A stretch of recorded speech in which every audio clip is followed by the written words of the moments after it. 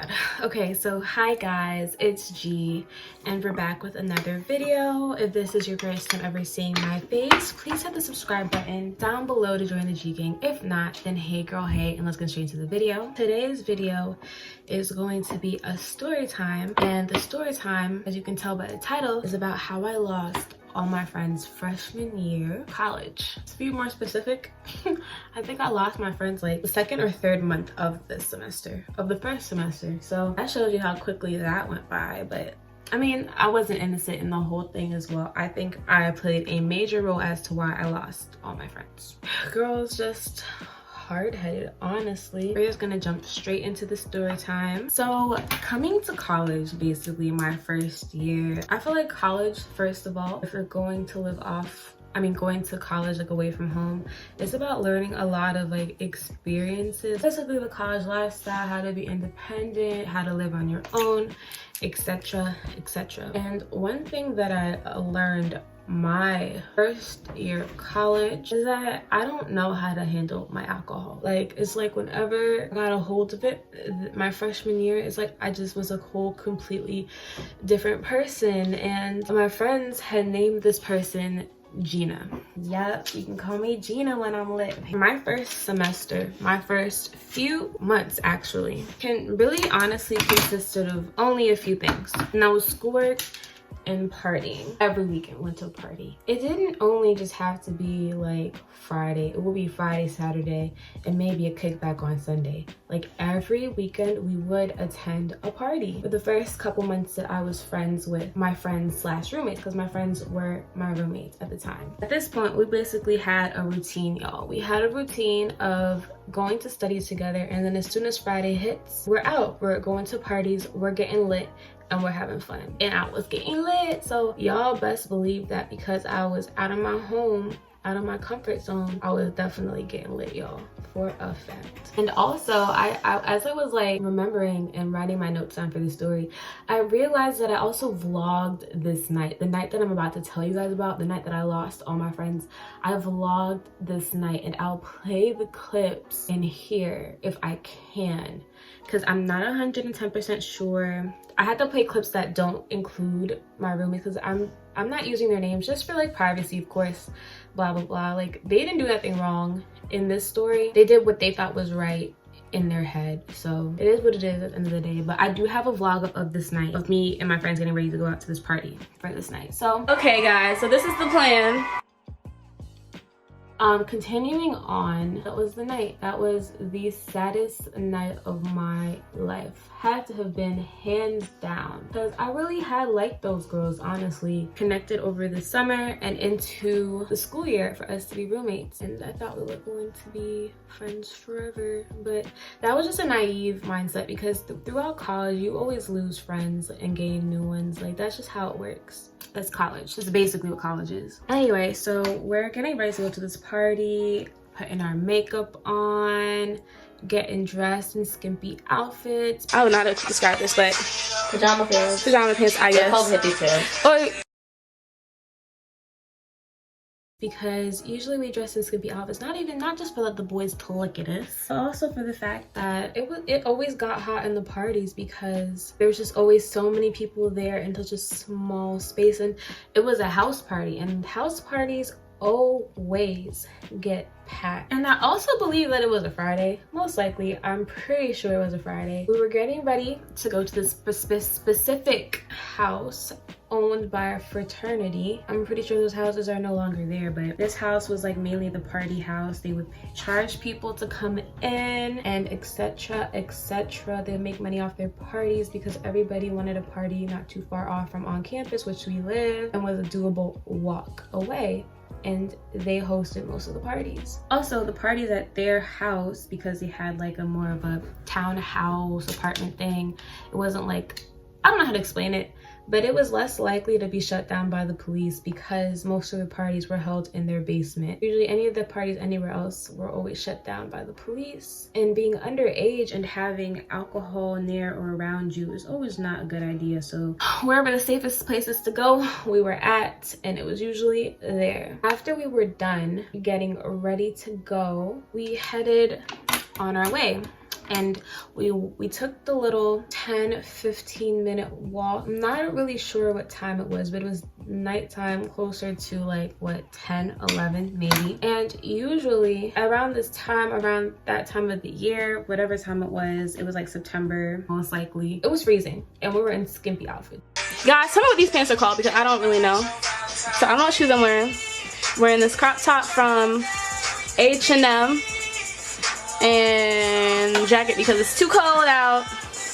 You can for sure be sure that I got sick the next day for a fact. Who cares? I was looking cute. And so as we took our little walk, I'm not 100% sure if we had to pay to get in. I'm not sure, or if they just let us in, but regardless, we got in. We had got into the party and it was lit. They had liquor, they had jungle juice, they had it all, y'all. My awkward ass was ready to drink my life away. I was ready to give up my life to the liquor god because for me, if anybody knows me, they know I'm a very awkward person. I have social anxiety. And so in these circumstances that I'm already not really comfortable in, I need to get lit. At that time, I needed to get lit in order to even have fun or socialize at a party, to be honest. Drank jungle juice, I drank straight liquor. I did everything I could to loosen myself up to the point of loosening up.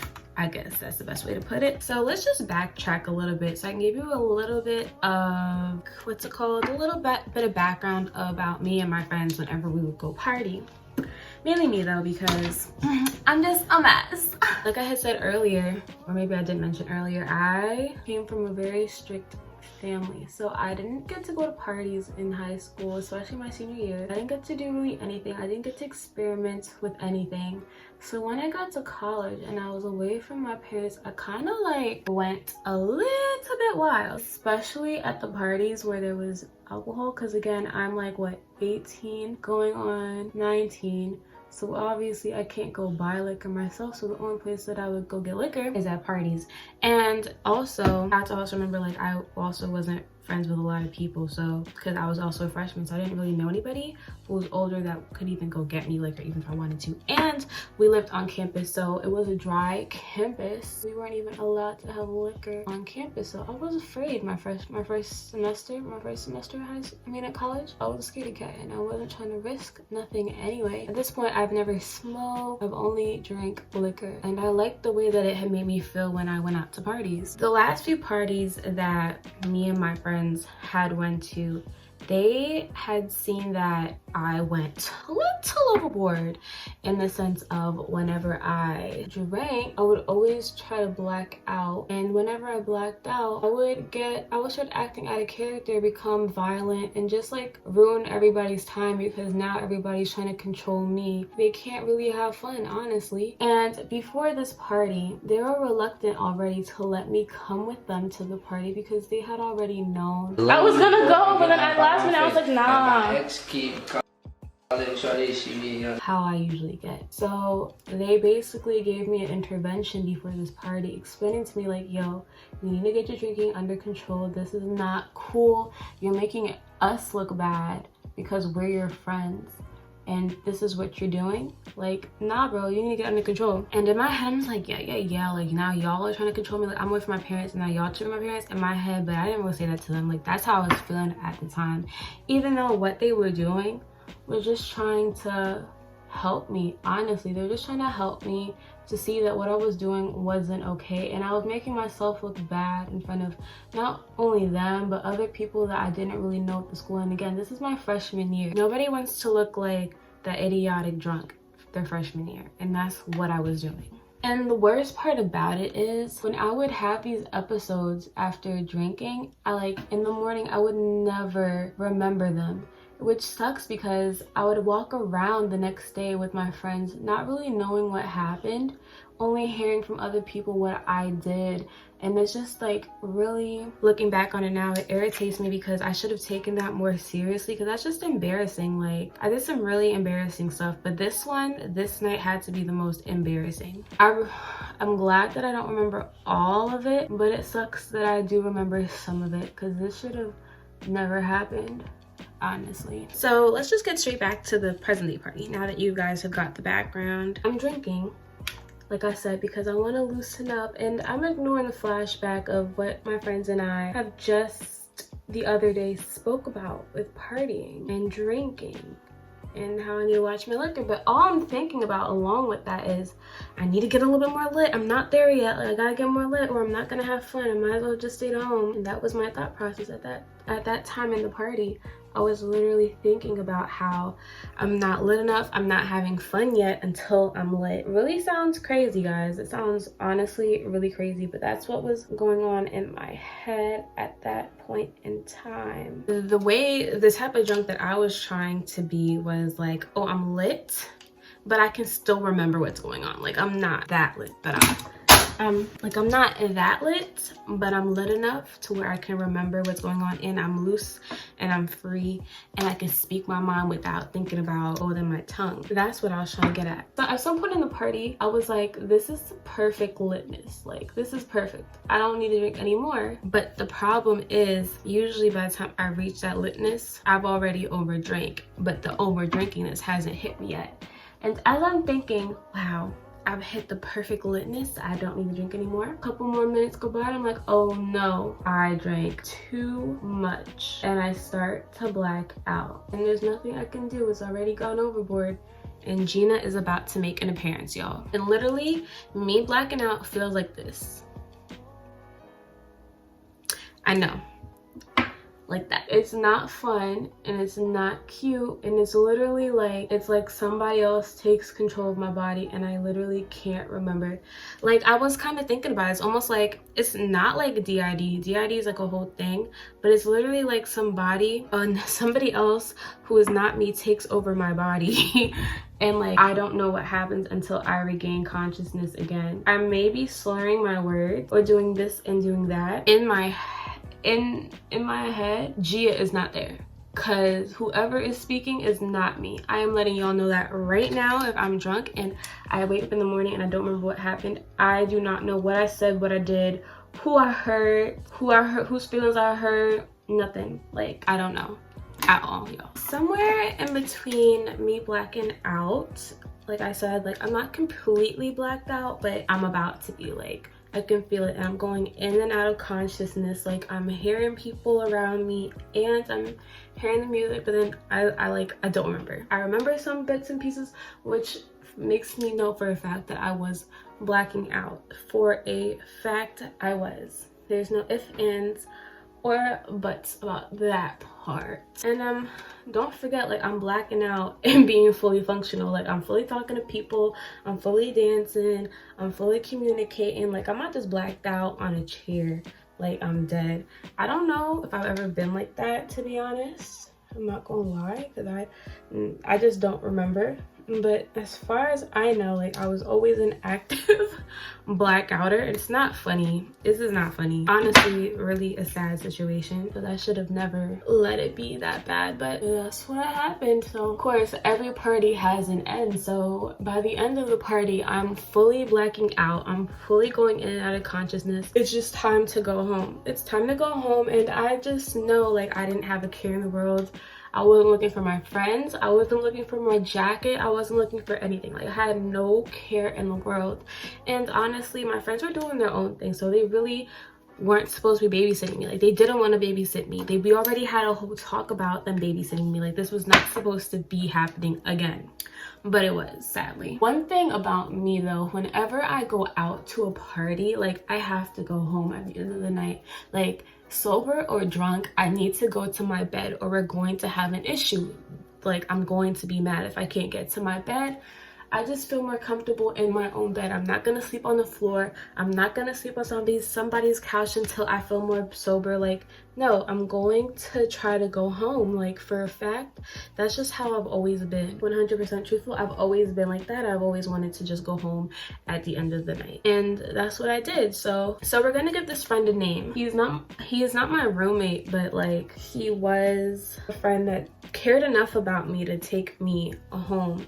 Because, like, not that my roommates didn't care to take me home, it's just like we had already spoke about the fact that, yo, Gia, you need to watch your alcohol. You can't can't get like this because it's just embarrassing, and we don't want to babysit you, which they shouldn't have been babysitting me. I don't know where they were, and I can't say for sure I knew where they were because I don't. Like I said, I'm blacking out. I don't really know what's going on. I just know the party's ending and I'm walking home with this friend. So we're gonna name him Omar. So Omar is walking me home and I'm super gone. And like I've been the walk from the party is about 10-15 minutes away from my on-campus housing. So it's not too far, but it's still a walk to take. Imagine me drunk, falling over, and I have to walk myself home, and Omar is nice enough to take me home. I didn't have any funny vibes with Omar. Omar just made me feel safe, and I don't know, I just didn't think he had any ill intention but to take me home, honestly. Like, that was my thought process. So we're walking, and I'm blacking out.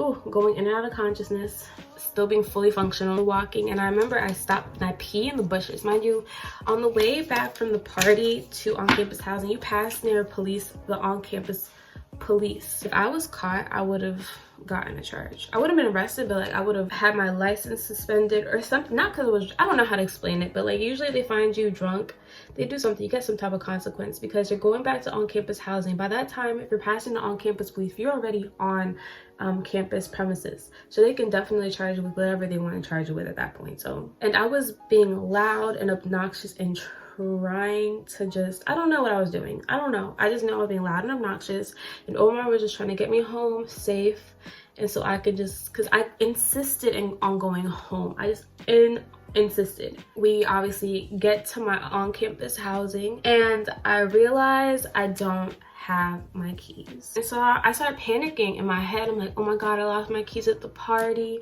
And I had several keys on there. Like, it not only did it have my keys for on campus, it also had my keys for my meal plan, which is like, if you ever lived on campus, you don't have a stove, so you have to eat everything from the cafeteria every day, 7 days a week. They give you food, and you have a meal plan that you pay for, and you buy food. That is what the meal plan is for. So if I lost my meal plan card, I won't be able to eat food unless my parents send money for me.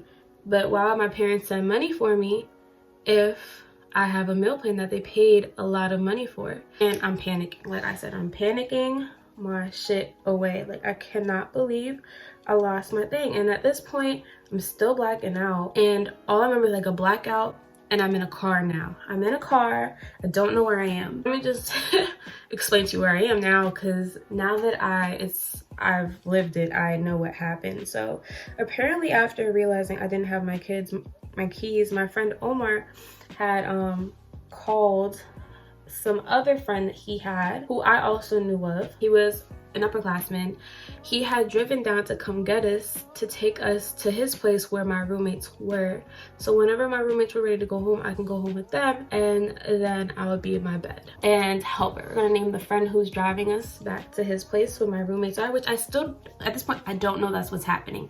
I don't know where he's driving me. I don't know who I'm really with. I'm blacking out. I was just in my apartment, and now I'm in this car, and I don't know what's going on. And I'm very like distraught about my keys, and I'm just everywhere. Now, this is what's going on in my head from what I can remember from my blacking out stages. I don't know what other people remember. I'm in helper's car, and he's driving. And mind you, the car ride is supposed to be less than 5 minutes because he lives very close. Helper lives very close to where the party was being held. Actually, a little bit closer from where the party was being held. So the drive was supposed to be 5 minutes, but I still don't, well, I'll explain. I had in mind already where we were going. Mind you, I don't know if I had agreed to the ride with Omar because I just don't remember. I could, like, drunk G could have been like, let's go for a ride, yeah, let's get in the car. But sober G was like, what the fuck is going on? Why am I in this car? I'm super confused what's going on, and I don't know if I agreed to this, and I don't want to be here.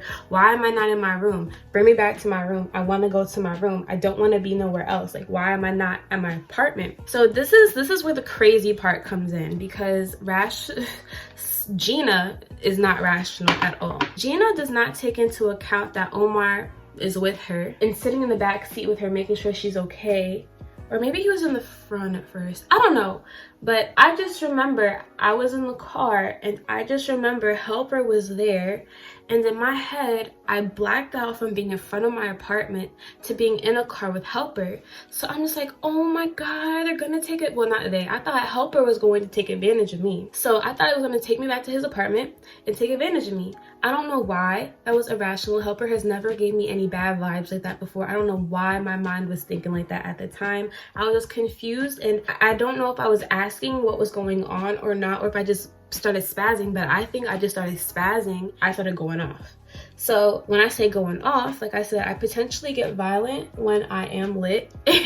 And it's not funny, it's not a cute thing at all to have when you get lit, because some people just don't want to see you drunk. Like, they don't. Unfortunately, I have that tendency. So we're in the car and I'm trying to fling myself out the car, y'all. I'm literally trying to fling myself out the car. And I remember doing this because I was just like so concerned as to where I was going, and I felt like I wasn't getting answers. And I'm sure they were probably trying to answer me, but I was just not trying to listen to whatever they were saying, because I don't even know what they were saying, to be honest. I'm not gonna lie, I don't know if I was listening or not, but I probably wasn't. So I'm trying to open. I was conscious enough, sober, still blacking out enough to know that I'm trying to unlock the car door. And I remember I got the car door open at one point and I try to fling myself out the car. So at this point, I'm now a danger to myself. We're right next to the police station. Like, the car ride has not even gone on for like a minute. Not even, most likely, because we're right by the police station, which is like a 15-second drive from my on-campus housing. So we're still on campus. And so because I'm trying to fling myself out the car right in front of the police, Helper stops the car. So Helper stops the car and he gets out the car. He gets out the car to try to like contain me.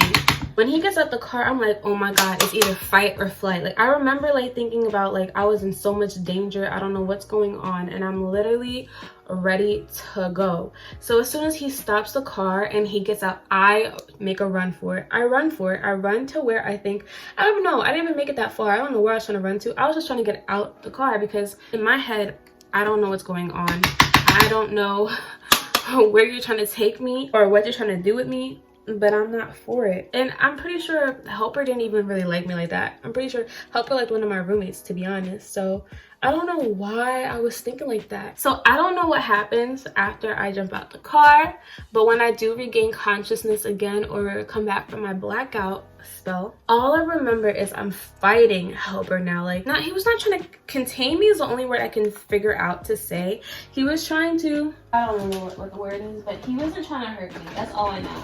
He was just trying to hold me down to get me back in the car, to take me back to his apartment to be with my roommates, which I did not know. And I'm over here fighting the damn man. Like, I'm literally fighting him like my life depends on it. Like, and I just feel so bad now. We're on the road fighting, guys. Literally on the freaking road fighting. How stupid does that sound?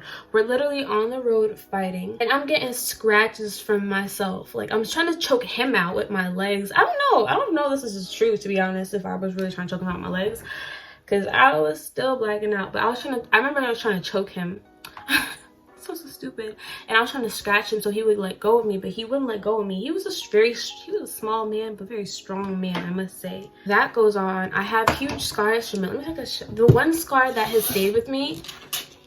Like, my elbows are ashy. I got this scar from it. But the one that really stayed with me is this one. I don't know if y'all can see it. This one on my shoulder. That scar has stayed with me for almost 4 years now since this incident has happened, and it's literally all my freaking fault. So anyway, Helper somehow gets me back in the car. I don't know how he got me back in the car, but he did. He drives me back to his apartment, and I get in after becoming more sober and realize I'm not in danger, but I'm just hysterical because I just fought somebody. I just fought a guy because I thought he was trying to take advantage of me, and that wasn't the case. And no matter how much Omar and the Helper was yelling at me, telling me whatever they were telling me, it was just not registering in my head that that's what was going on. I enter the apartment and I see my friends, and they see me, and they see the condition that I'm in, and then they see the condition Helper is in, and I just bawl my eyes out at them. Like, I'm looking at them and I'm just bawling my eyes out, and I'm like just saying, I don't know what the heck I'm saying, to be honest. I just know I was crying and I was just upset. I lost my keys. I also lost my glasses, or they broke or something. I think they might have been broken from the fight. I don't really remember what happened to my glasses, but I just knew I didn't have glasses the next day. And if y'all know me, y'all know I'm freaking blind. I need my glasses. I'm nearsighted, so I need them to see far. And they're looking at me with pity, and they're trying to make me feel better. And that's all I remember from that night. Isn't that crazy? That's all I remember. The next morning I wake up and I feel sick. First of all, that's the first thing I feel. I feel in my throat that I'm sick.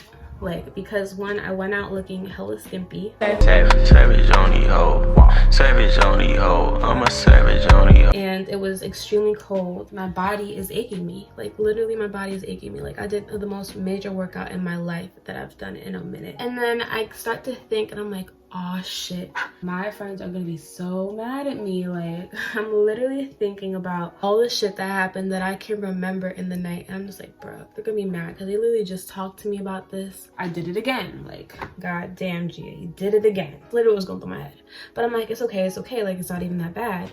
Because, like, again, I'm missing a lot of parts that were really bad, like, that I just could not remember. I get up out of bed and I realize I don't have my keys. I can't go anywhere. I can't go get breakfast, and I'm extremely hungry. If you're somebody who had drank on a regular, you would know, like, after drinking in the morning, you're usually pretty hungry, or you're thirsty or something. And I didn't have my meal plan, so I couldn't even go get food. Couldn't get nothing at all. And I didn't have my glasses. Like, I was just a hot mess at this point. So I get up and I go talk to my friends just to, like, recap what happened for that night. I don't remember their words verbatim, but it was just something along the lines of that they just didn't want to associate with me anymore. Like, last night was the last straw for them, and like, they just didn't want to associate with me anymore. It was bad. And they basically tell me what happened, and I was just like in my head, oh shit, like, really? So at this point, I've lost my keys, I lost my meal plan, I think my glasses were broken or lost, and now I've lost my friends / roommates, people that I live with. So this is basically the end of the story time. I don't mean to end it on such, like, a dull note, but that's literally all I got for y'all, honestly. At the end of the day, there's not much that's happened since then, except that after that incident of us no longer being friends, I no longer wanted to stay at my house. Like, it wasn't fun anymore. I felt like I didn't want, like, people, I felt like my roommates didn't want me there, even though I was just putting that in my own head. They just, I don't know, I just didn't want to see them. I felt humiliated. And, like, the whole group of friends that we all had together as a friend, they all, like, pushed me out the way because of what had happened. And they all didn't want to be associated with me. Like, once my roommates, who were my friends before the group, once they just pushed me out the way, the group pushed me out the way too. They're like, okay, we're not associating with her. And that's what happened. So once I lost my glasses, I had to make that embarrassing call to my parents to let them know, like, I need you to come, like, bring me some stuff because I've lost all my keys, my meal plan, and everything. Luckily, my parents, who love me oh so much, they were able to come, bring me some glasses, and just help me out, because it was really hard telling them, like, I got drunk at a party and this all happened to me, because in what other situation would all this shit happen to you? After the situation happened, I felt really embarrassed, and I wanted to tell a helper that I was sorry, and I was just so embarrassed that I couldn't even bring myself to look at him and tell him, like, yo, I'm so sorry, because the next day, like, he had scratches on his face, and that's hard to explain. I could not bring myself to tell him I was sorry because I was just so embarrassed, from losing my friends to my glasses and all that extra stuff. Like, I just couldn't bring myself to do it. So it was a really bad situation. It was a really embarrassing situation. After that, I stopped going to parties for a while other people did, while my roommates kept going. Yeah, I just needed to regroup myself. I was just really embarrassed, and I don't think anybody wanted me at their parties at that time anymore. Anyway, so I just made the collective decision, because first of all, I lost all my friends. Who am I going to go to a party with anyway? Two, ain't nobody gonna want me at the party anyway after they heard that I just beat up one of their mans, because most of the people, he was one of the people. Anyway, whatever, y'all get the point. Like, you beat up one person's mans, they're not gonna want you there. They know you bad vibes, only good vibes. After that whole situation, the last thing that really happened was that one of the girls, probably like a year later, did apologize to me for abandoning me along with the other group, because it left me in a very vulnerable spot. Like, I got really depressed. I wasn't happy, and I honestly just wasn't here for it. Like, my next semester was just hell for me. Like, I don't even think I upheld my grades. Like, pretty sure I got on academic probation the next semester. That's how unhappy that I was. So she had apologized for me and said that she should have stuck up for me. But then again, she was also in the right. She was just trying to help me and make sure that I didn't make a fool of myself, which I did. She apologized, and to this day, I really appreciate that apology. And if she ever needed anything today, I'll be there for her, for a fact. Even though me and her don't talk today, if she called me today and was like, yo, can you help me, I would. And this is why I don't really go out to parties anymore. If I'm drinking, I drink alone. She felt bad for abandoning me when I was in a very vulnerable space, but I can only blame myself because I put myself in a vulnerable spot. I created my vulnerable space. I don't know what's going on with the lip. I might change it to nude later, but this is the final look, guys. Oh, I would take my hair out, but my hair looks atrocious right now. But this is my look, and I hope you guys enjoyed this story time of all my mistakes and regrets that I've had as a freshman in college. I have many more to tell you guys if you guys would like this, and let me know what story times that you would be interested in hearing from me, because I'm definitely open to talking to you guys.